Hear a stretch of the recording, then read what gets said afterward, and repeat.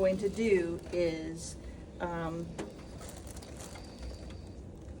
give you a sample of, you're still gonna need to look up, if you don't remember, you're still gonna need to look up what this button does, but I will give you a sample of what I will say, because if you can't do that motion, then that's gonna delay you with your exam, okay? So I am gonna add in M mode and 2D when we're doing this, just to refresh with you. And I want you guys from this point on, when you're practicing for your midterm, to make sure that you're practicing M mode and 2D, okay? Because we have testing the week of next week, the 7th, the week of the 14th, and then I think, I'm hoping that I can take a break on the 21st, because I need a break. I am going out of town Friday morning, but I'm hoping that we not have lab in those evenings and then pick back up. So in order for us to do that, I need you guys to make sure you're practicing. I'm going over M mode with everyone this week. So I went over it with my Monday class, I went over it with my Tuesday class, and so I will go over it with my Thursday class as well. So make sure you know how to change the transducer, okay? So when you go to probe, make sure that we know how to change to the echo probe and know how to change to the vascular probe. Now, I haven't taught you about the vascular probe yet if you're not in my vascular class, but just know that this is the vascular probe and we would just hit carotid, okay? If you don't know that, that's okay if you're not in my vascular class, but if you're in my vascular class, you should know that you're going to hit carotid there. So here's how we would change to the echo probe. You have to know that we always want to scan on the most shallow image, okay? So first thing though, let's do new patient. Okay, so let me make sure I type in my name, and I'm gonna have you guys do like either keep it on cap lock or make sure that you capitalize the first name.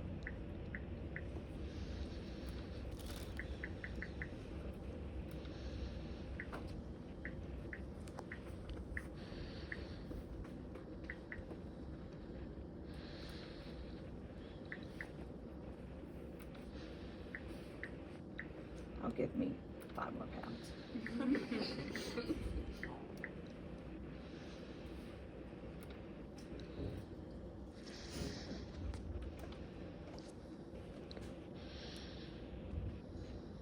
Right, so we always want to scan on the most shallow image, and if you can see, I have went the wrong way, and that's okay. I look at my particular image, okay? You can tell what depth you're on right here, or the best way to tell is what depth you're on right here, okay? So I'm gonna ask you, what depth are you on? And I may say go to 13. I don't want this descending aorta off the screen when I take an initial image, but it's okay if I have it off of there when I'm doing other things, okay? Again, I don't expect you guys to get the images that I'm getting, okay? I want it to be a diagnostic image. I'm going to, tilt or have you rotate, do this, do that. The big issue is if you, and I want us to be ergonomically correct as well.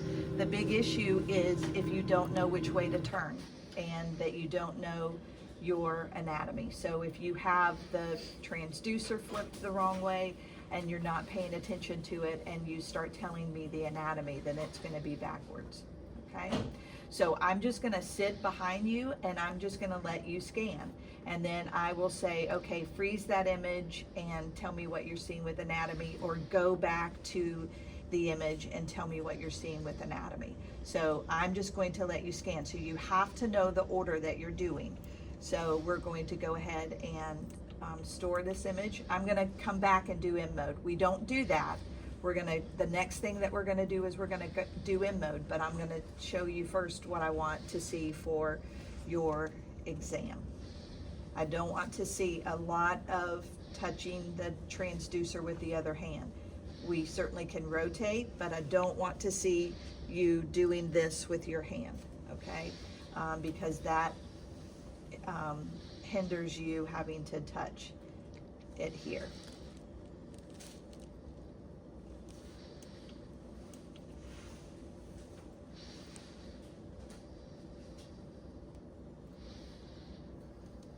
Right, let's increase the gains in the far field.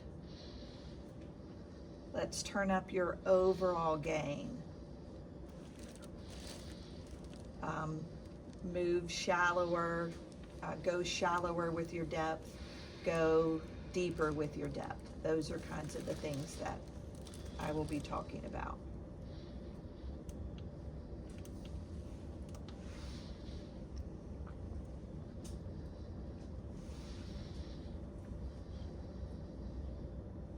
So I'm making sure I've rotated properly. There's my nice mitral, and then I tilt up towards the aorta. I'm going to decrease my echoes a little bit in the near field.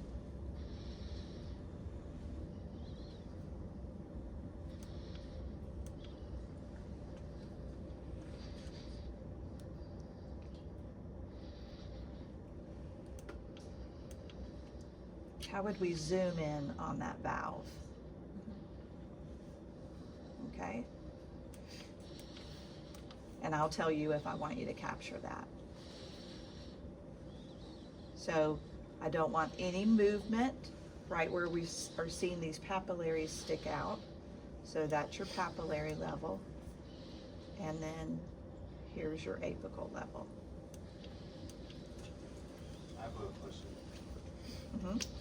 When you zoom in, do you use the trackball to When you see what? When you're zooming in, do you use the trackball to like focus where you're zooming in? Do I use the trackball to focus when I'm zooming in? Yeah, like on a particular spot, or is it just zoom in collectively in the center? I push it in and I twist this. So make sure that you're playing with that so that you know what you're doing. So let me get her image here.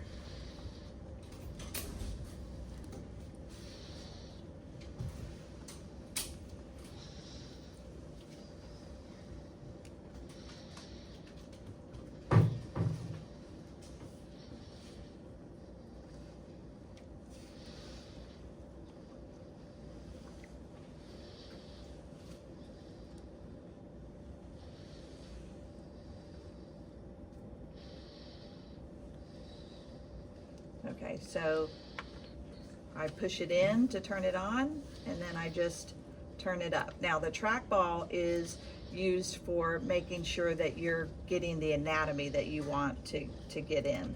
And so, you know, if I want to see my tricuspid valve, then I'm going to move it to my tricuspid valve.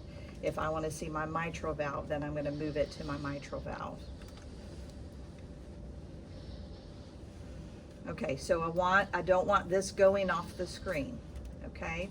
And so, you know, you can kind of try. That looks like it's going off the screen, so I'm gonna leave it at this particular depth. There absolutely are times when I'm getting an EF that I'm going to go shallower. I like to do it this way better than the zoom.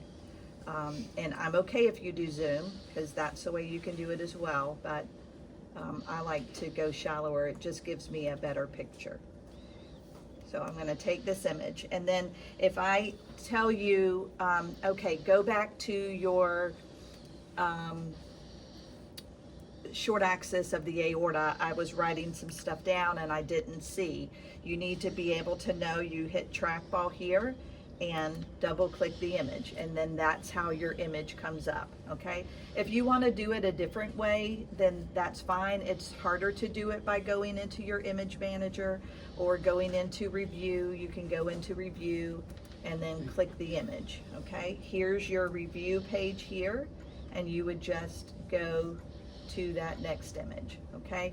When we start measuring, they like in the field, they like for you to measure on the image that you captured. In other words, you're gonna capture this image and then you're gonna go back to this image and start doing measurements off of it, okay? Like EF or stuff like that. There are times, absolutely, that I need to get different measurements or different images when I'm measuring. So I'm just gonna tilt up towards the aorta.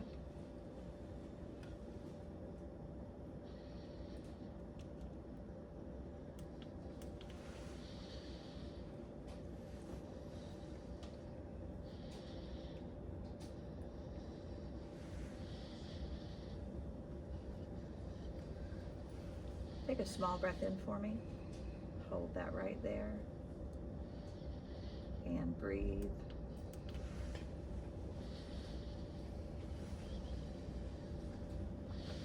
And small breath in.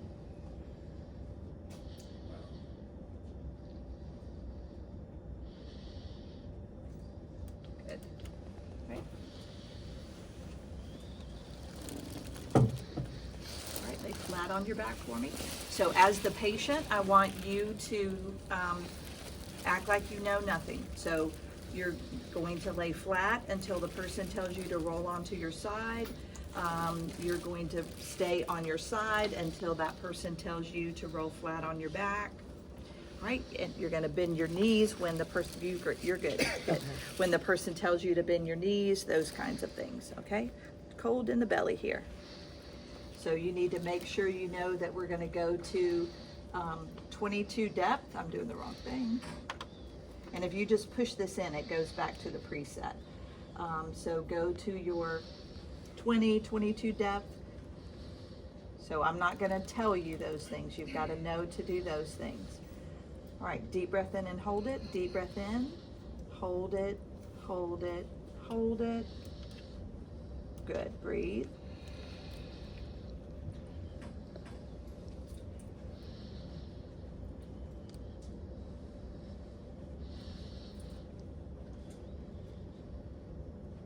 Okay, sniff for me.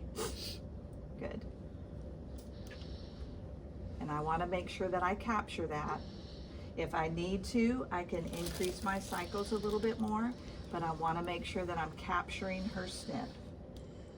Okay. All right, and I'm going to just leave, that pillow's a pretty flat pillow, so I'm going to go ahead and just leave that. We'll see what we get, and then I may take your pillow out. Turn your head towards me. So you've got to know to go back to about a 14 depth.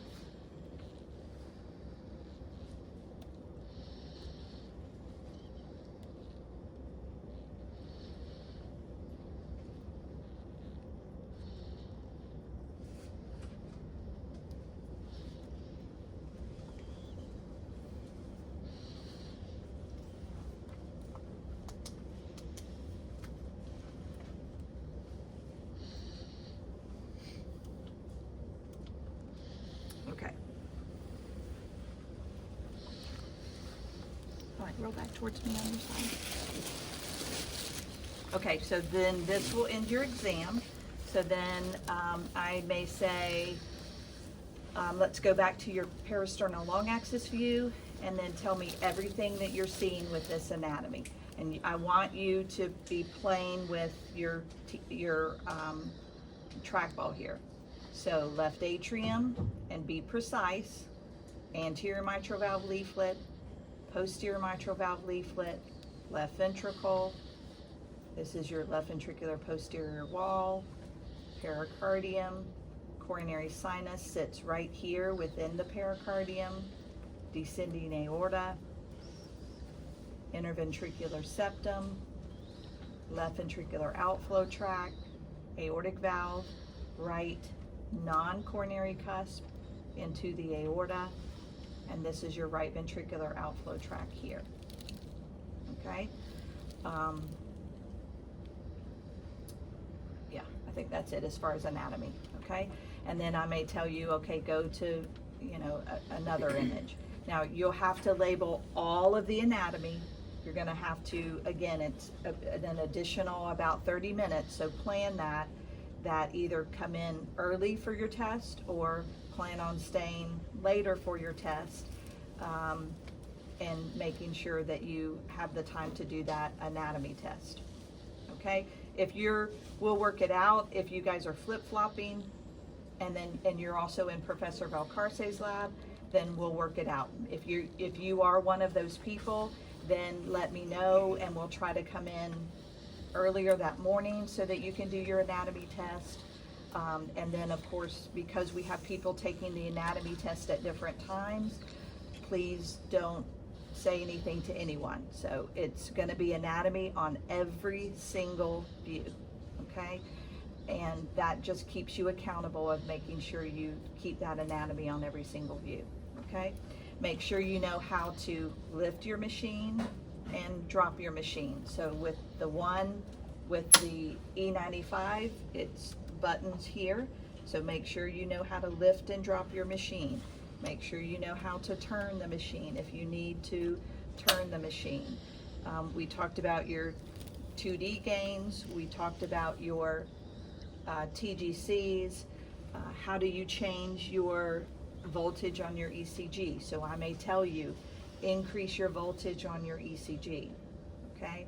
What lead are you looking at, right? So what lead is this? Lead 1. What lead is this? 2. And what lead is this? 3. Good. And so I can move to any of those. I may say move to a lead 1, and you can't be on freeze.